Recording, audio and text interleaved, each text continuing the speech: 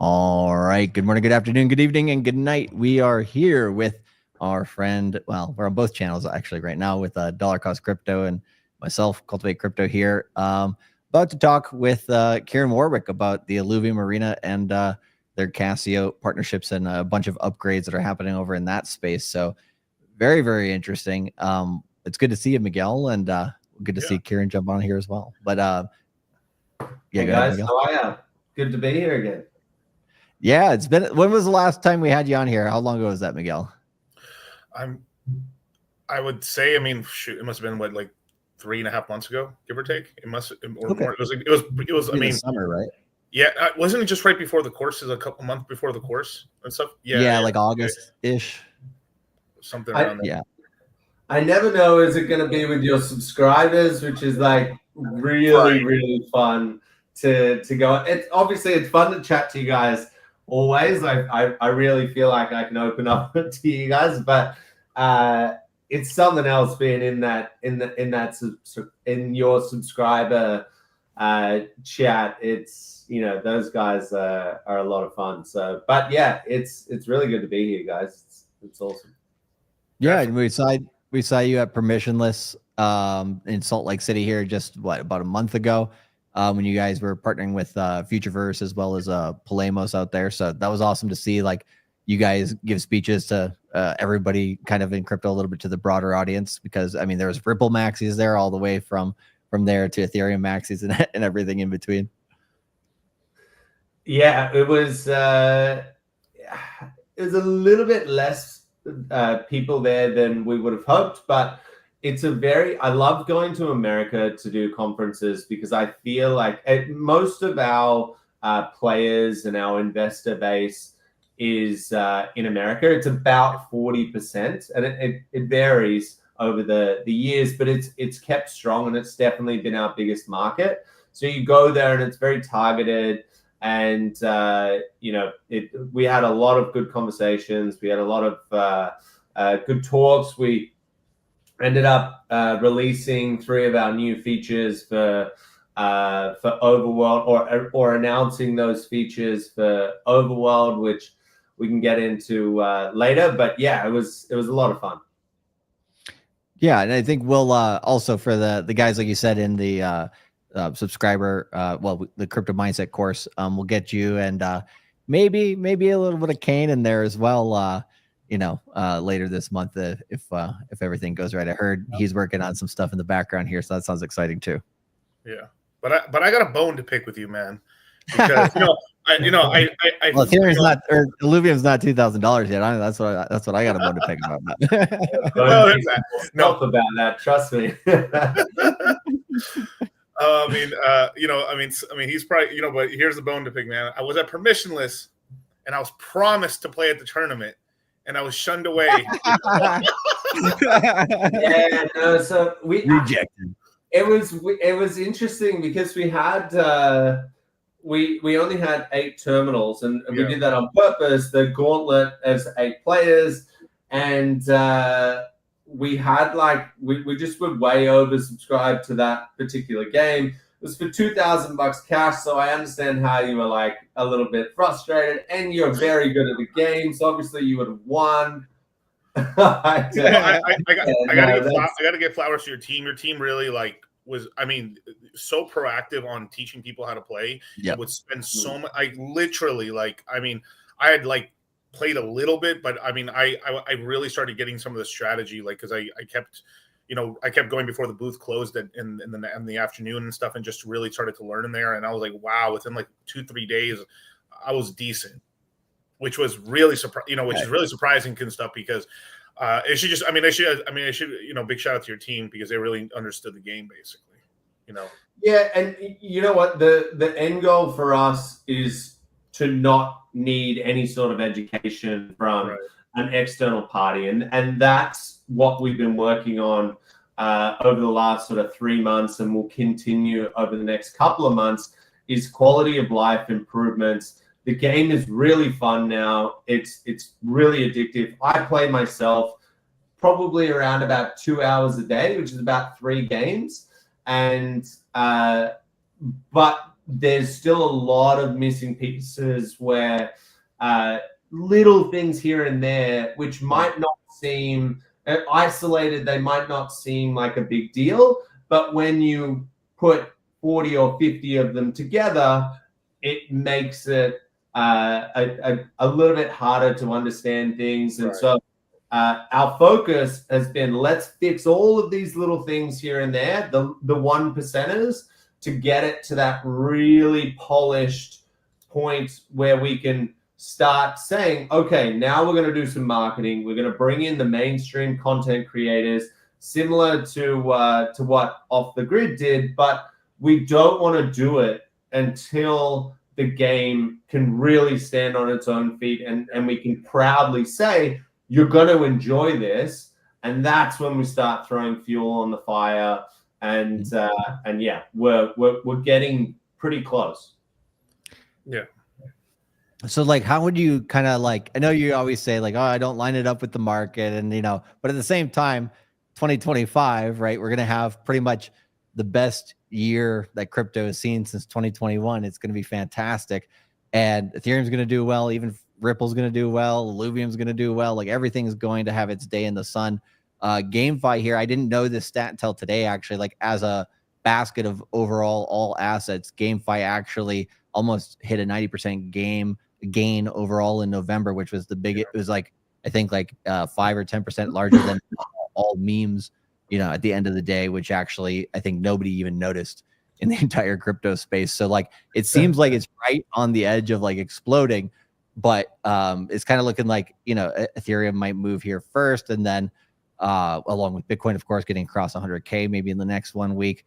But kind of, how do you see, because like you want to hit when the iron's hot, right? So like, how do you see that kind of like putting a fire underneath you for, helping come out with like this arena update and other stuff you got cooking?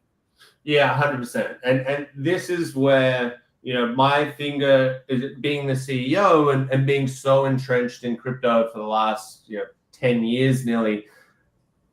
I know when we need to start pushing things, and it's been a grueling bear market over the last 2-3 years. We probably launched a little bit too early. We knew that we just pivoted our arena game mode, and it went from being a 1v1 game to an 8-player mode, which people are absolutely loving, but it didn't give us enough time to really polish it. But it was kind of one of those hard decisions where we're like, it's been 3+ years now. We just got to bite the bullet and we got to launch. And since then, we've taken a step back and we've gone, okay, what's working, what's not working? And in terms of arena, as you guys know, we've been building so many different products simultaneously. We've got our Beyond product, we've got Zero, we've got Arena, we've got Overworld, so many dApps that sit on top of the ecosystem. And part of this learning, once we had released, allowed us to sit back and say, okay, now let's focus our efforts solely on one game and get it from a 5-6 out of 10 to an 8-9 out of 10. And that's been our focus over the last 3 months. And that's why we're shipping so many updates to Arena. And I think that's why you're starting to see our token price, which I don't like talking about, but I'm okay to talk about it now because it's sort of very correlated to how much new product and new features we've been shipping. And that's not going to slow down because instead of our team being spread thin, it's laser focused on let's get Arena up to scratch. And then the really cool thing there is I think that's going to line up with the market pretty well. And then we do that massive marketing campaign around Arena.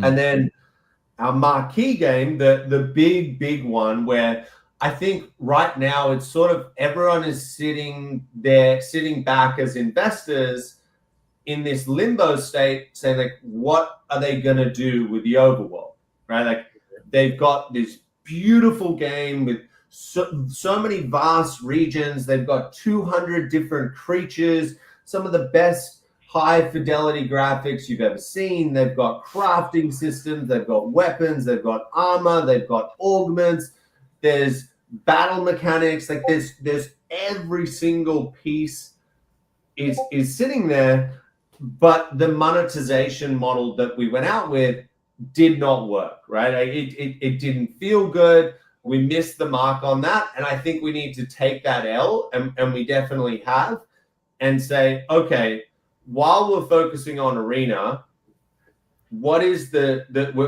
new direction we're taking with Overworld? And for me, what I've been pushing internally is, and based on the fact that we have so much already built, is the idea of an MMO light, which is basically a cut down version, something that we can build faster.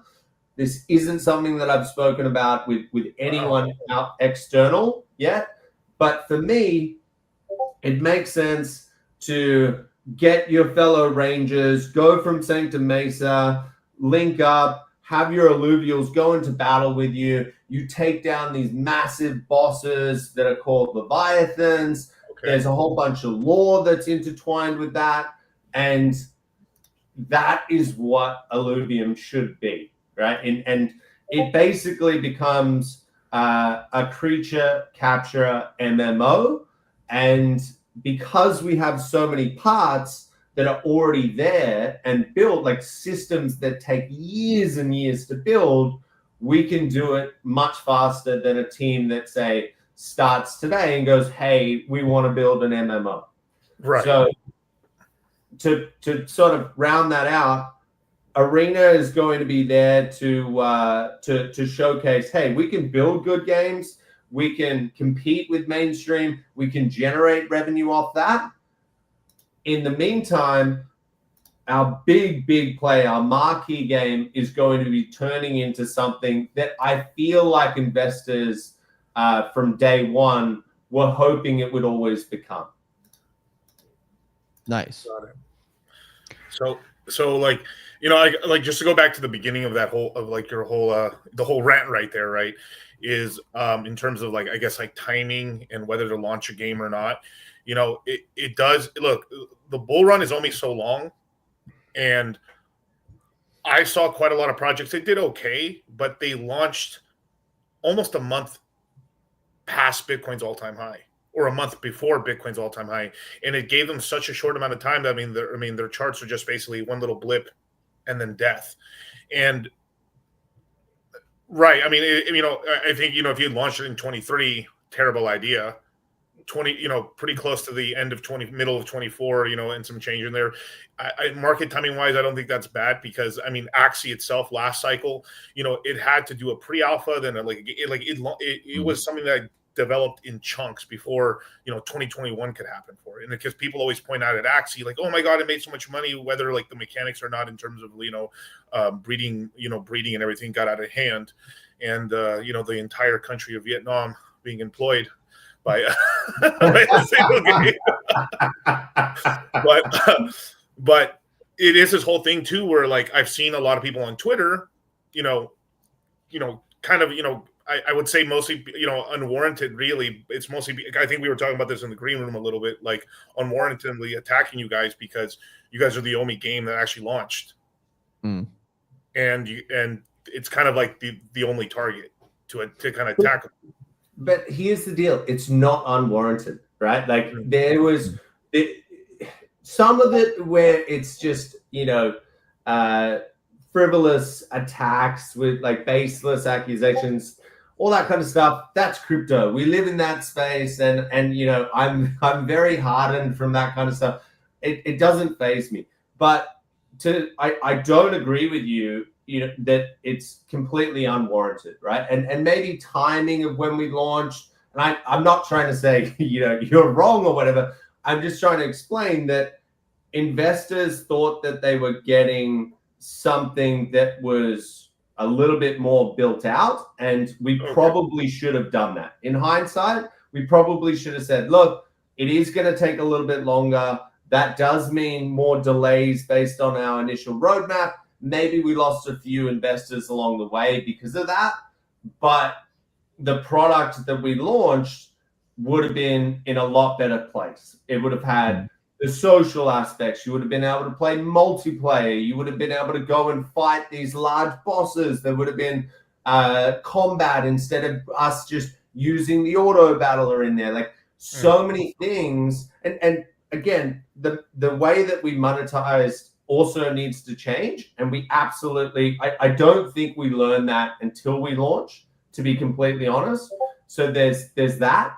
But the exciting thing now is we've probably got this 5-6 month period before things go parabolic. And if we can show people, you've got two choices. You've seen this team, they can deliver games, right? And they fucked up a little bit on a few things. But if they fix those things, this IP is going to go absolutely bonkers, right? And we know where we've gone wrong and how to fix those things. So I feel like we're in the box seat to be able to actually deliver on the things that we said we would, and even learnings that we couldn't have thought of before going live. And then you look at, you've got that choice, or you've got a choice of a game that hasn't launched before, hasn't developed anything, you haven't played any gameplay. Which one do you want to back? And I think if we do a good enough job, and trust me, this is literally 15 hours a day, I'm going to live and breathe this narrative of we are now locked in. We know exactly what we're going to build. I think we'll show people which decision to, which is the right decision to make. Right. Well, yeah, go ahead, Miguel. Well, I'm with you on there. Obviously, I know there were like fuck ups in launch. I mean, no game is really perfect when it launches, but even something like Minecraft was pretty basic when it first launched, right? I mean, it didn't really have anything basically, but I mostly was kind of talking. I said this a little bit in the green room, but I was kind of talking about where some of it seemed a little coordinated to me, but at the same time too, there were things. I mean, obviously, even our guys were a little unhappy about, of course, but. I have to give you some flowers here. I mean, most people would just kind of shirk away or kind of just saying, "Oh, we got another update," and then kind of brush under the table, basically, Yeah, and there's some that just kill their project and they say like, "Oh yeah, well, it was fun while it lasted. Anyways, good luck with the rest of the bull market." You know what I mean? Like, it's like you can't give up on like everything that you guys have built, because like you have done a really good job with a short period of time. I mean, it's really hard to build a company or an organization in crypto that actually has revenue, right? And I think like once you guys got your tournaments going, that's going to be the interesting part that starts attracting kind of outside money into this particular space. But yeah, I mean, you have built something I think pretty good. And then also you kind of have like, it's kind of like in the GameFi narrative, you have like the same thing as the wider crypto. Like you have Wall Street, right, getting into crypto right now, and then you have basically your crypto natives in the DeFi space, right? In the GameFi space, it seems like you have guys and projects like you in the native crypto space, right, that are building these awesome companies. And then we also have, Sonium and these large, corporations that are starting to acknowledge they can't ignore NFTs, they can't ignore GameFi, they can't ignore all this stuff. I mean, Futureverse, right, with the Ready Player One IP and stuff like that too, is just something that I think a lot of people aren't prepared for. And it does seem like the whales right now are kind of starting to splash in this space a little bit more. So it's like, in crypto, it's always like you're right before you're about to have like the biggest success is right when everybody wants to give up and sell all their tokens, right? Right. Yeah. And I feel like we're just starting to dip out of that. And again, I don't blame anyone. If you've been on this journey for 3 or 4 years and you see those mistakes, some people are going to go, I just, that's it for me. Others are going to say, well, they've got this IP. I'm not stupid for investing and believing in this beautiful IP that they built. And let's not forget, they generated over $500,000 of revenue in their first month of launching. If they turn that game into something that's sticky, that gets the player numbers of the likes of Axie last cycle, it's a very easy calculation to make. I'm going in, or I'm staying in, and so I see where people are coming from with their negativity, and I totally accept that, right? Like it makes sense to me, but I also know what we're capable of and the direction that we're going in, and we're taking on all of the feedback from players, and I mean like people who put thousands of hours into our game, saying like, what is going to make you play the next 1,000 hours? And there's that, you know, so that revenue is going to be the biggest thing. The way that our tokenomics is set up, that revenue goes back to stakers.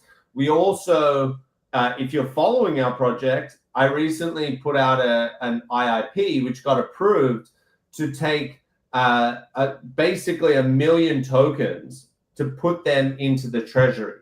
Now, if you've also been following along, we know how to raise capital, and every single time that we've gone out and raised capital, there's been a big sentiment shift in what we've been doing, because these investors get a very deep dive under the hood, and that's something that we're going to be looking to do once we get, you know, past next year and sort of a little bit later around that February, March zone. And we need to be set up for that. We need that clear vision to say to these investors, here were the mistakes, here's the remedies, and now we're just going to go full force and launch them. And when we do, the revenue will come. And that's the path we're taking.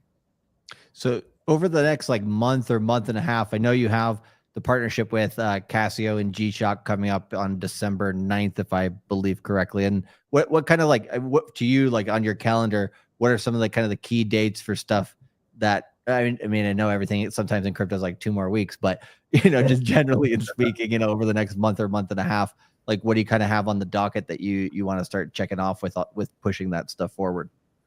So, yep. So there is the biggest one is the Beyond that launched last week, I believe, maybe the week before. I don't know. Time's kind of getting a bit blurry, but that's generated a whole bunch of revenue. So there's going to be a revenue distribution. The treasury is above that 150 ETH mark, so that's going to trigger very soon.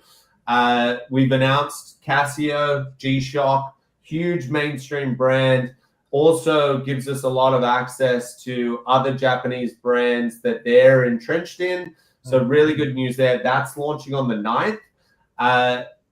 Constant updates to Arena, right? We're working on multiplayer servers at the moment, which will make the game much smoother. But the big one that and sorry, just on Arena as well, the start of next year, $150,000 tournament where we get all of the biggest team fight tactics, content creators, and professionals to go into an invitational where they fight it out for this 150K prize pool. And we have them streaming before it. But first, before we do that, we need to get the games in a good state. So that's a lot of what's happening. But then the big one is there will be one of our sort of I don't know, people love our cinematics, right? Like in Web3, I think we push that line of crazy quality cinematics. This cinematic is going to give you a little glimpse into what the overworld is going to become. And for me personally, if I take my like builder Illuvium hat off and I put my Illuvium I want to be an investor hat on, that's what I need to see. I need to see, are they going to fix up all of the things that went wrong with the overworld? Is it going to be monetized differently? Will there be more free to play so there's less negativity around, oh, I have to pay? Is there going to be more storyline? Is there going to be more progression? Is there going to feel more like a complete game? And you'll get the first glimpse of that with the cinematic. Don't have a date on that yet, but I looked at it yesterday where we're up to, and it's very similar to our previous cinematics. It's going to blow people away. Nice. And the stuff with Casio and G-Shock. So what kind of maybe you don't have to name names or whatever, but like what other kind of stuff does that open up? Because I know like G-Shock I saw is also working with Steppen, which is, is a product that worked decently well in crypto during the last bull cycle. So I'm assuming there, I mean, like it's better than, I mean, crypto doesn't have a high bar necessarily all the time, right? But no, I'd love this. So I'm laughing because there's a little something maybe with Steppen coming up. So okay. yeah, there's like I got to push a little here, a little there. Got to figure that out, right? I can't speak too much, but there's a lot of brand partnerships coming up, right? And again, these are sort of the little triggers where you've got to look at like why are these mainstream brands willing to partner with us? Like how do we get a Casio? How did we get a Samsung? Like how did we get a GameStop? Like what's going on there, right? And these massive companies and organizations, they do a lot of DD. They don't partner with someone that's a flash in the pan. They've never delivered anything. They don't have any players. They just don't do it, right? And so those partnerships historically have been very good for us. I think Casio's being the first one where there's an actual physical watch that you can get as well. That's the first time that we've done that type of collaboration. But then inside of wave 3, which lasts 4 months, there's another partner that we're putting in because we couldn't juggle them both. We usually do one partner per wave for Illuvitas. They both wanted to launch, and so they are signed. And I don't know which one you would say is bigger. They're both in their own categories, gigantic brands, but we're not going to stop when it comes to those sort of integrations, because that's how we bring more mainstream adoption to the IP. What was the just like in terms of like raising rounds for seed rounds and different stuff with investors during the time, like what would you say is like the amount of Asian money that's in Illuvium? Do you think that's like a relatively untapped market still, that like, because right now with Tron and Ripple and other stuff too, there is a lot of Asian money starting to kind of flood into the market, and if Sonium launches here in 25 well and everything, that'll probably bring a lot of Japanese money. So like, do you see that as like something that you guys still need to build out, or do you already have like a pretty good chunk of investors from that area as well? It's interesting. We had a chat with the Sonium guys at Permissionless, and it's very, very big, the stuff that they're building, and the amount of brands that they're going to bring into this space is going to push GameFi forward. It's going to push all of crypto, but GameFi particularly. And we're talking to them about a bunch of different stuff, but they're definitely going to help out with things like brands, but also investors. And so when you ask, like, where do we... First of all, at a very macro level, I feel like the Asian markets are really smart with their money, whereas like the Americans are kind of always bullish on crypto, and they're like, we'll ride through the trenches in a bear market. And I feel like the Asian market goes in when it retails just about to go in, and then when they feel it cooling off, they back off, and they're very strategic and smart with the way that they do that. So in terms of Illuvium, obviously this Casio deal puts us on the radar of many different firms that are looking to take a position. But I just feel like in general, once retail starts really coming in, we're going to see a lot of that Asian market money start pouring back into crypto. Right. Yeah, it'd be just with Japan in particular, it'd be kind of cool. I heard recently that Line, which is like the WhatsApp of Japan, like everybody from, if you're 10 years old to like your grandmother, right, has Line, pretty much on their phone. And I was like, man, like Japanese people, when they're going to work on the train, it's like 30, 45 minutes through just a cluster of crazy amounts of people and stuff.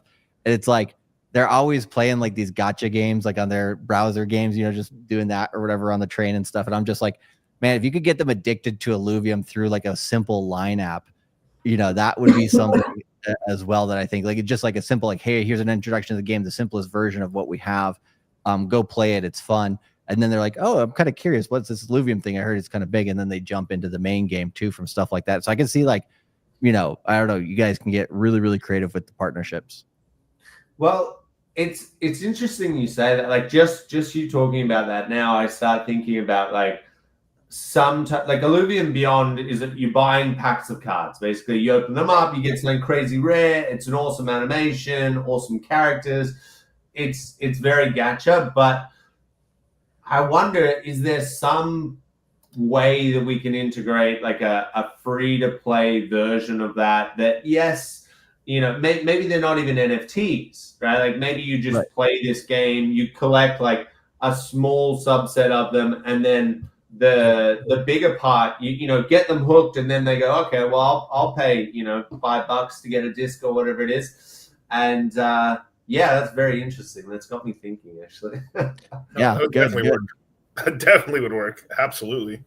Yeah, get in the hands of every Japanese person on the trains, and you got a lot of money coming your way. Yeah, I don't know why we didn't do that. Actually. You know, earlier in the stream, I was going to actually say, like, you know, Charlie was like live from Las Vegas. I was like live from South Korea. You know, I'm learning about the martial law today.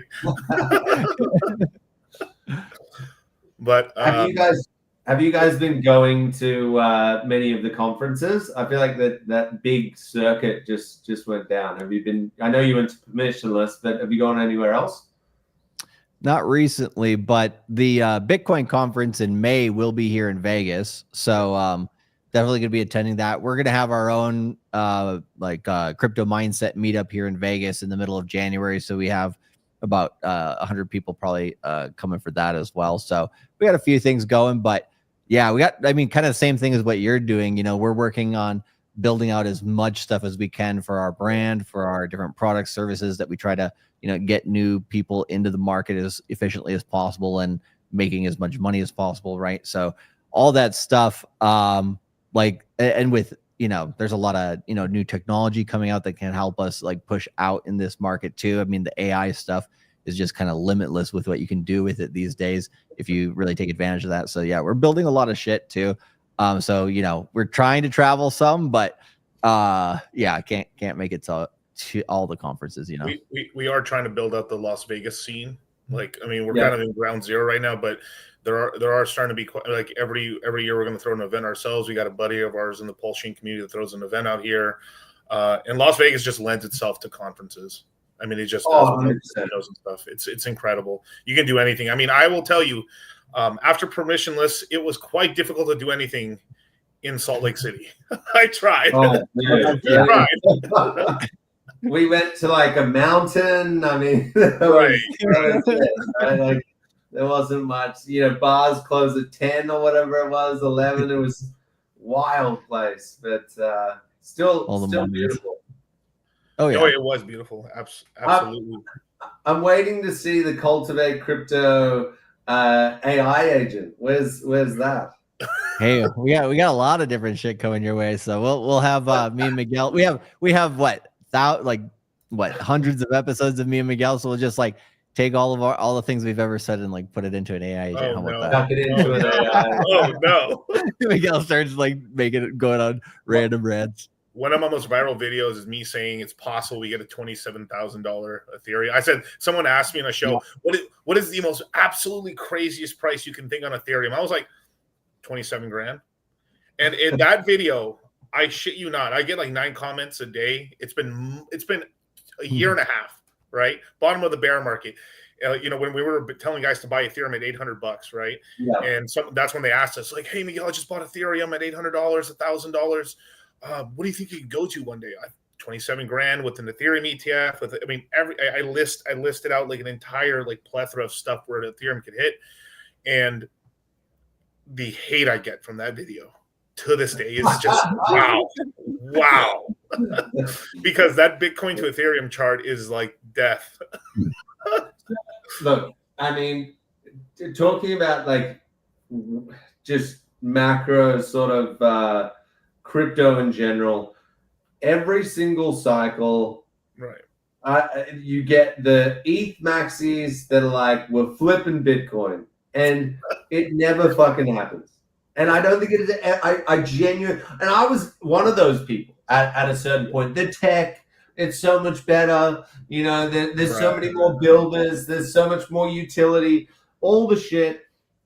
I don't think it's ever going to happen, right? And I'm okay with that, right? And I think it's the same sort of narrative of the ETH killers, of Ripple's going to take ETH, Solana's going to take ETH. I just don't think it's ever going to happen. There's so much institutional money in these top line tokens that for it to flip, it would be just stupid. And the institutionals are going to follow the retail. So the narrative journey is, you know, like when ETH starts heating up, retail is going to go, oh my God, ETH's going again. It's going to hit that 8,000 mark. And the institutionals are going to go there as well. And I don't see it happening ever, honestly, right? Like I think they've just got too much of a stronghold on the market. The question isn't like where are these other tokens, like when are these other tokens going to flip the two big guys? It's how big can the big guys go, right? Like can Bitcoin get to $1 million by 2030, right? Because if Bitcoin can get to $1 million, Ethereum's going over 10, maybe 15. I don't know about your crazy 27K. That's a hey, don't be throwing dirt on me. Hey, chill. If that hits 27K, I don't even know where I'll be. But but that's, you know, it's okay for it to not flip it because it's going to bring everything else up. And that's one of the things where being in this space for so long, you just sort of, you realize it over time. And, you know, I could be wrong, absolutely, but that's just from my experience. That's just how I feel. I mean, I was in crypto back in 2016, and I remember seeing Ethereum at $1, at $5, at $8, and it ran up to $1,400. That was insanity. You know, a Bitcoin at $100, $80, running up to 20 grand. I went back to my Polonial X account. Oh no. And I was like, don't do it. And I had to go through a whole bunch of shit. It was connected to a random email, work email. Like that was so long ago now, like literally 10 years ago. And I bought my first Ethereum at $5.80. And I lost money. Like I was leverage trading. It was so volatile back then. Like when I say so volatile, like $5.80 down to $5. Like, so yeah, Bitcoin, you know, at like $400, I think it was, maybe 300. I don't know. It was just crazy times. You know, I remember those days, you know, not too long ago when Illuvium was $29 and $30. Yeah. I mean, like seriously, like you guys have so much runway to go here over multiple cycles. Like that could be the narrative, you know, just in about 4 years. Well, I mean, you look at what SNX did. Like, they're shipping a whole bunch of. They were shipping a whole bunch of stuff last cycle, but I remember speaking to Kane, and he's like, "Dude, it's gone to $2.50 or something." And he was like, "This is ridiculous." And then it was like 6 months later, we had another conversation, and it was at like $27. And it's like you get so crushed by the bear market, like so crushed. It makes you question everything. Any narrative that you thought was correct, you're like, I must be disabled. I don't have a brain, because if I did, I wouldn't have thought that this was going to happen. And then like on a dime, you're sitting here and you're like, what the fuck is happening? Like, look at my portfolio. Like ETH is now doubled and now it's doubled again. And then you're sitting there like, holy shit, every altcoin has just gone up 100% in a day. Like things can change so quickly. And the craziest part is retail is genuinely not here yet. And when it comes, it just comes so quickly that you're like, wow, I know I am a genius now. Like, look at all my tokens. They're all up. Right. So yeah, I mean, because we were talking just before the stream, we were thinking, Ethereum, at the beginning of next year, whether that's January or February is kind of up in the air, but could hit, 7,000. We see Bitcoin hitting 100,000 probably this week, early next week. Like, we mentioned this maybe a while back, but like, what's I guess in the next 3 months, what would you like if you had to take a guess? Because obviously you don't know, but what would be like the short-term moon math on Illuvium? Like, where would it be like, okay, now this is getting ridiculous, if the price were to pump like quite significantly? Look, I'm definitely not in the business of giving financial advice. I think I tell you this every single time. But if we can get the narrative right, and trust me, this is I said it earlier, I am living and breathing this, and this is so critical right now. Is Illuvium is missing a key narrative, right? It's in this limbo zone, and I feel it. I feel it in my bones that it's missing what it had 4 years ago, where people were like, you're an idiot if you don't get this. Now they're like, am I an idiot? That's not a good zone to be in. And it's what I call the no man's zone for a token, which is a completely fucked place to be.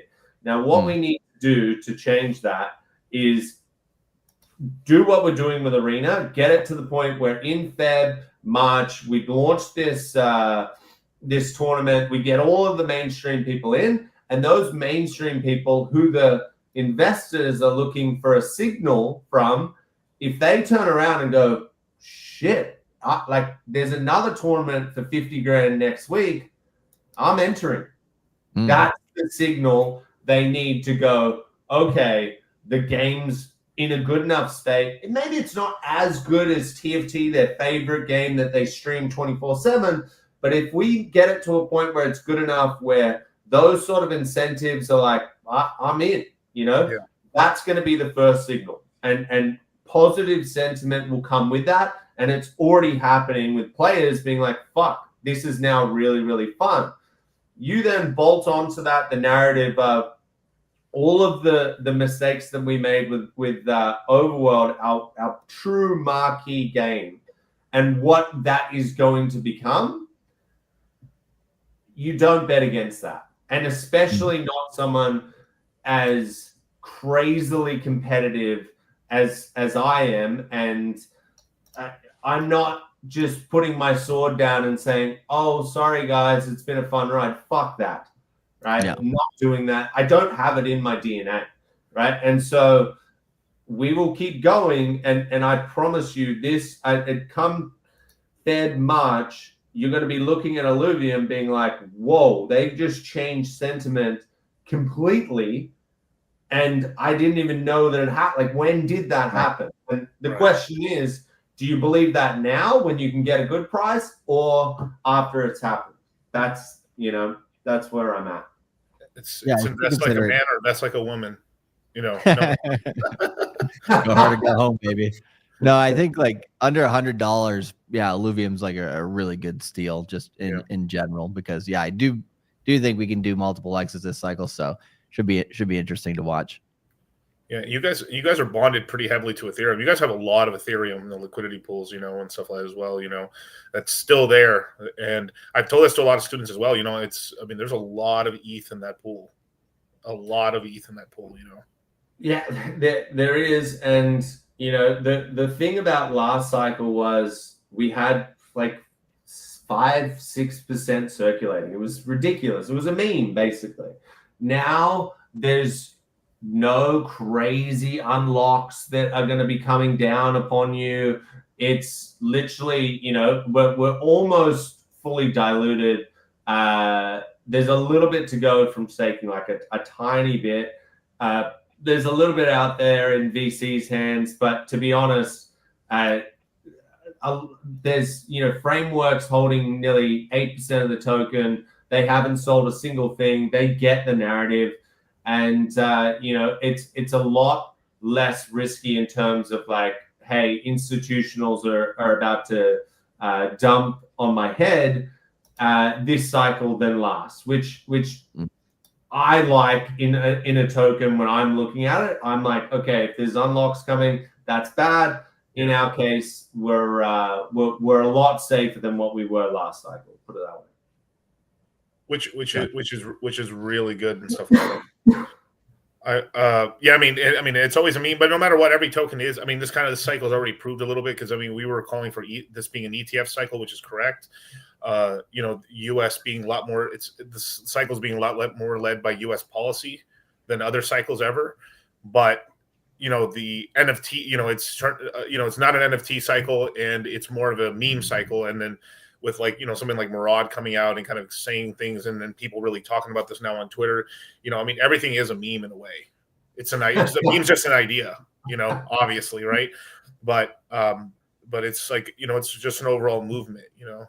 And dude, like, it's so correct. So the reason so many people are describing this setup for this bull run, which you will look back and you'll go, oh shit, we were in a bull run, right? But if you're in these trenches, it doesn't feel like your normie friends probably still aren't saying, maybe after yesterday's Ripple blast, they are, because every normie is in fucking Ripple. But you know, for the most part, it's not conversations at Thanksgiving saying like, dude, should I buy this Bitcoin thing? You know, like you're not getting that yet. And the setup with Trump getting in, and you know, a new SEC chair, like, fuck knows what happens. And like we've had so much going against us. If you look at the Celsius stuff, you look at the FTX stuff, like it was just piling onto an industry, one after the other. People are looking at this setup and they're kind of like, it's kind of smooth sailing, and there's always going to be bumps in the road, without a doubt, for this type of new technology. But for the most part, it really looks like a dream sort of bull run that we're about to go into. And I'm like, you could probably tell by, you know, my demeanor, I'm very, very excited about what's about to come. And for the people that held on and stayed in this this sector, I think it's about to pay off for them. Yeah. I think Mashinsky just got 30 years. I did actually. Yeah, thank God. My business partner lost a lot of money in that. So yeah, I mean, it's crazy. But I mean, you now obviously, I mean, there's people. I mean, some of the Hexicans were like, "Don't do that stuff," right? Or some of the Bitcoin maxi guys. But just about everyone in crypto was playing around with something in that, you know, because it was just like an evolution. You know, it's TradFi, right? Everyone was doing either like BlockFi or, you know, the whatever version, you know. 12%. That's good yields. Yeah, the yields are crazy. Yeah. Someone's gonna clip that and be like, he said, "No, be safe with your money. Be safe." Yeah, exactly. Yeah, but people then at the same time too, then DeFi was chasing like Ponzi yields on Olympus. So like they couldn't talk either. You know what I mean?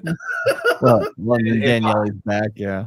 If I wasn't getting 8,000 APY on my my food token, I was out of there. I was like, what kind of scheme are you running here? We're looking for profits.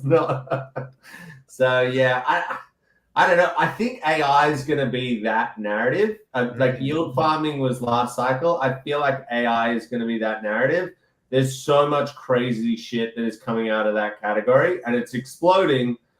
But yeah, like, I don't know. I'm just really, really excited at the moment, and I think 2025 is going to be such a good year. No, definitely. 100%. Well, yeah, I guess in terms of you know, any other announcements or anything else that we might have missed here today, was there anything else that you were kind of thinking of that going into either this month or in 2025 that you wanted to like kind of let everybody know about Illuvium besides what we've talked about already? Or I think we've covered it.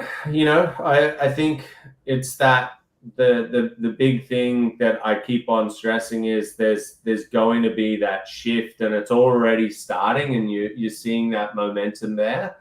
and just be vigilant and look out. If you've been following Illuvium, you're going to see more stuff than the Casio campaign that we have come out over the next 2-3 months, and we're really looking to line it up pretty perfectly with when things start going parabolic.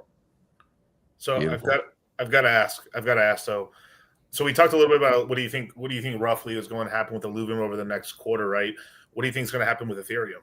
Obviously, because like we were in that discussion saying that this always happens, like, oh, Ethereum's dead, and then it flips, right?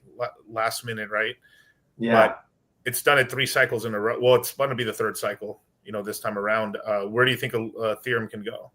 It's at 36 right now. I think you asked me this about Bitcoin when we spoke last about 4 months ago in your community thing, and I said 100K by Christmas, and we're pretty close to that. So I'm probably going to be, given how close I was there, way off with this one. So don't quote me on this, but I think we break ATH and it gets around that 7,000 mark by probably somewhere between like Jan and Feb. I think it's going to be, when it hits, it's going to be biblical. Like it's just going to go. And it typically, you see a 30% update in ETH and you're like, oh, okay, that's cool. But 30% up when you've got, a $4,000, $5,000 token, all of a sudden it's not too far away. Yep. That's a lot of money. It's a lot of money, because the higher these prices of these tokens they go, Bitcoin and Ethereum, the more ridiculous we can have evaluations for everything else. It kind of like the raise, the tide raises all boats, right? Yeah. Probably not going to get $589 XRP, you guys. I'm sorry, but it's going to be 10,000, right? Yeah. I don't know.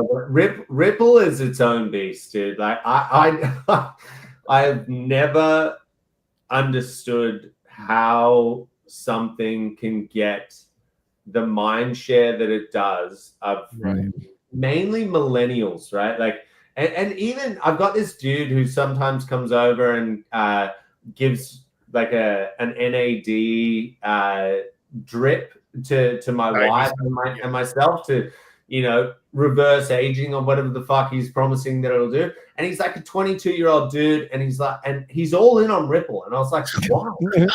Why? Like, why? And he's like, man, like everyone knows it's going to be the best token. And I was like, who told you? Like, there's some guerrilla marketing campaign ever on Spotify shit. Like, is Joe Rogan talking about Ripple? Like, I don't know where it comes from, but it's genius, whatever the fuck they're doing. But yeah, I don't know where Ripple goes. I talked about this on my show the other day. I'm so close to shaving my head and like infiltrating the cult to see what's good. Because at this point, like I don't get it either, because price performance doesn't dictate how hyped they are. Like in 2017, sure, they made a lot of money in 2017. Yes. Completely missed the bucket on 21, and they've done just about nothing up until right now. Yeah. Like, so if you look at it, right, it's been like 5 years. I mean, more than, 17, 18, 19, 20, 21, 22, 23, 24, 7 years of nothing. And they still outlasted Bitcoin Cash. You talk to these guys that they don't sell; they're all in, right? Like they're. So I don't know. Ripple is one of those mysteries where I can't solve it. I think a lot smarter people than me need to inspect that one, because it's kind of crazy. Hex will never die, you guys. Hex will never die. That's all I need. If XRP can make it last, bro, man, my Hexicans, we're gonna be here forever, man. That's the other thing. You guys are Hex like maxis, aren't you? Right? Like you're into Pulse and shit. Hey. I'm not talking shit about. I mean, Kieran, we got to get Kieran some Pulse X. I'll tell you that much. Yeah, we'll get you Pulse X. If you don't have a bag of Pulse X this bull market, are you really in crypto? That's kind of how I feel. You're talking to Hex Jesus, man. Literally. Okay. Hey, we've been smashing it, brother. I mean, but the thing is that's kind of like I say this all the time. Everything has our day in the sun. It's true. It really is true, and it is like. But outside of investing just into like these meme coin rugs and stuff, over time, as long as you are DCAing and in crypto, you're gonna win. You could buy Bitcoin and ETH, basically maybe not Bitcoin 10x less, like ETH 7x less or whatever it was. Like, you chase all of these. Yes, there's the potential of 50x's and 100x's and whatever, but there's a reason why you talk to most seasoned people in crypto and they've got 50% of their bags sitting in these ones that every cycle they're going to have a leg up and a leg up and a leg up, and they don't need to go through the volatility of me going out and telling my wife that, hey, we just lost $300 million or whatever the fuck it is. Like it's well, I mean, most of the time, but yeah, it's a smart play to diversify, and there's clearly winners there where the chain has the builders, right? And my biggest mistake was not going in on Solana, right? Like I kind of talk shit about Solana, and now they've captured this massive portion of retail, and it's like those top 10 tokens, they're usually a pretty good bet each cycle if you've got 10 years. If you're looking to move out of stocks or bonds or whatever, or commodities, and you're like, what's going to be not a risky play, but not the highest returns, jump into ETH, Bitcoin. Like you're gonna make money over time. It's pretty proven. Yeah, because the thing with Solana is like they had what really pumped Solana was the mobile app going viral, was the Phantom Wallet. Was really that was a genius play. And it's always been mobile. I mean, it's always been mobile, getting a mobile game out there and stuff like that. And that's what really could take you to the next level. Because that's exactly, just even with GameFi, that's why I played Axios, is because I got on Trustpilot and they let me play it on my iPhone. I was like, whoa, this is crazy. And it's crypto? Damn, this is insane. Really cool. I've never asked you this, but I would love to hear your opinion on this. Like, so as a person who's been in crypto for like 10 plus years, right? Like, how would you position, like, in terms of like in the beginning, like, your like wealth accumulation, right? Like, obviously in the beginning you're much more concentrated, you're being extremely more risky than to your point now. Like, if someone's brand new, would you tell them to be just super concentrated, or would you tell them a little more like mid-range, like having 3-4 coins, or being extremely diversified and stuff? Like, where's the line for you for someone that's new? So I like first of all, 99.5% of my holdings are in Illuvium at the moment. So nice. Don't listen to my advice when it comes. Listen to my advice. I know what I'm talking about, but I'm not following my own advice at the moment. It's just I know, like, I can control the destiny of ILV. You know what I mean? I'm not sitting here in the ETH Foundation offloading a shit ton of ETH. You know what I mean? I'm sitting in the driver's seat, so I can, I can feel somewhat okay about that. So it's a bit of an anomaly. But if what I tell people when they come in is about 50% in low risk, right? Where you're talking Bitcoin, Ethereum, Solana. They're pretty much my three that I would say. And Solana wasn't in that until about 2 years ago. Now I've put that in there. So I'd say 50% in that, you're going to do great. Then about 30% on mid-level plays. So one of them, which fits my criteria there, is this protocol called Virtuals protocol, sitting at about $1 billion market cap, maybe 1.5.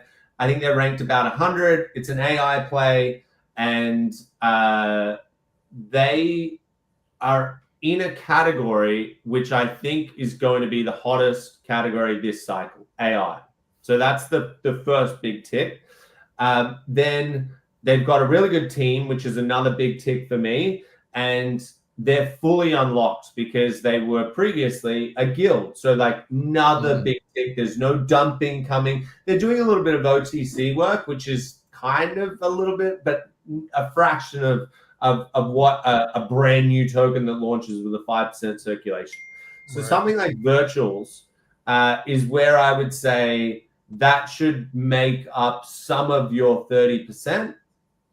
And then the other 20%, have fucking fun. Be as degenerate as you absolutely can. Who gives a shit? Know that you can lose it, right? Like, know that you can. Go into a meme coin, do whatever. Because I tell you what it does do, and this is probably a little bit underrated in terms of how it sort of molds the rest of your strategy and your ability to analyze and find new plays.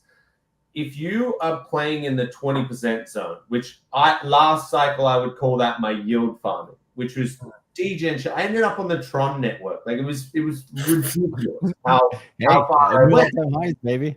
But if you're seeing a highly volatile token, right, go crazy up, crazy down, crazy up, crazy down, it's not going to be good for your personal life. And I'm not pretending that it is, right? Like the fact that my wife married me is insane in my eyes, right? But it will keep you glued to the charts, which is what you need to do. This is not a market that sleeps. It doesn't have an opening bell. It doesn't have a closing bell. Right. This shit is 24/7. So if you are in, say, 10 or 15 highly volatile projects that aren't going to kill you if they all go to zero, but you make a couple of them, it's going to have you locked in on the screen 20 hours a day. You're sleeping 3. You eat a couple of times, maybe. I'm not even saying do that. You know what I mean? And obviously I'm being a little bit facetious, but that idea of keeping things as like in the back of your head, psychological, maybe this moonshots, it's going to expose you to make sure that you're correctly adjusting the other 80% of your portfolio. Right. So you're locked in. You're locked in. Yep. Yeah. Well, and with virtuals, I had a question about that one because I've seen it a lot with, pumping and everything, but I haven't seen too many projects say, hey, we're using virtuals, because like it seems like they're doing AI agents within gaming and within storyboard, type NFT stuff. Like that's all I've really seen about it. So like, he digs in a little bit and Like, I mean, do you know any gaming projects that are actually using virtuals right now? Like, maybe you guys are looking to do it. I don't know. I had a conversation with them a couple of days ago about, what's possible with their technology. Right. Obviously, in the new direction of our Overworld, there's going to be a lot of new characters. There's going to be a lot of new Leviathans, which are these bosses that you take down. I'll leave you with this in terms of that virtuals conversation. How cool would it be in World of Warcraft if it wasn't a pre-programmed response that you were getting from these creatures, these large bosses that you're taking down? It's not a script.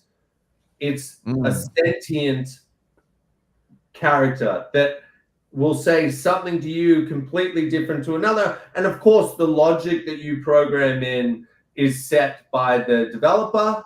But that idea of, hey, this guy just said something super crazy to me, it's kind of, I think from a content standpoint, when you're going into those raids, it could make for some really, really good viewing. And you know what I'm like. It's the hottest thing in crypto right now. I definitely want to look into how could we potentially, integrate some type of platform like that into Illuvium. Awesome. It's gonna start saying like, no, fuck, I shouldn't say this. The Japanese did nothing wrong in World War II. Let's just say that. Oh, Kieran-san. Yeah, you never know what the AI agent will say, right? No, we appreciate your time, man. We appreciate you coming on. In terms of like people following Illuvium and everything, where can people get like the most up-to-date information on like from you, what you're doing and everything? Like, is it Twitter the best place for you guys right now, or where is it? Jump in the Discord. We will always do, we limit our announcements, but we always ping people in the Discord. You'll also get follow-up tweets from our main Illuvium account. I'm usually posting like kind of left field shit with Illuvium. That's sometimes alpha, sometimes just crazy thoughts of mine. So it's a decent idea to follow me. And then, yeah, just lock in, get excited, because this is going to be the craziest year of your life if you're entrenched in crypto. Hell yeah, I love it. Boss, any final thoughts there, DCC? I would just say this really funny comment right here. The point of contention: if you make it even remotely possible for some asshole to romance the Leviathan. That is some fucked up shit. Honestly, like that. Wow. Yeah. Wow. I can't believe you guys. I came in. I was like, no alpha. You always spill the beans to you guys, and I don't know. I really enjoy coming on, and I really appreciate what you guys do in this space. I know how hard it has been for content creators as well through the bear market. Like viewership is, plummeted. It's starting to come back now. So yeah, just wanted to thank you guys and really appreciate what you do. And yeah, thanks for having me on. Likewise. Thanks for coming on. And yeah, there's more to come for all of us in the space. So it's looking really nice. But yeah, make sure everybody who's on Dollar Cost Crypto's channel right now, hit like and subscribe. Make sure to follow if it's your first time on the channel. Same thing here with Cultivate Crypto. Press like and subscribe. Go over to Illuvium on all those different on Twitter, Discord, as well as YouTube. Hit like and subscribe, because all the stuff that we give out for free, everything that Kieran's giving out for free, everything that DCC is giving out for free.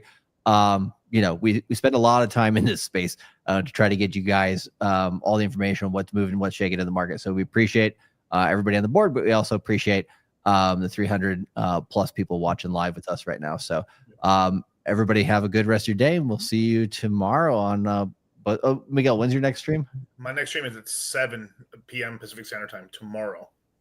Beautiful. So we'll see you guys tomorrow. So until then, guys, peace. See you guys.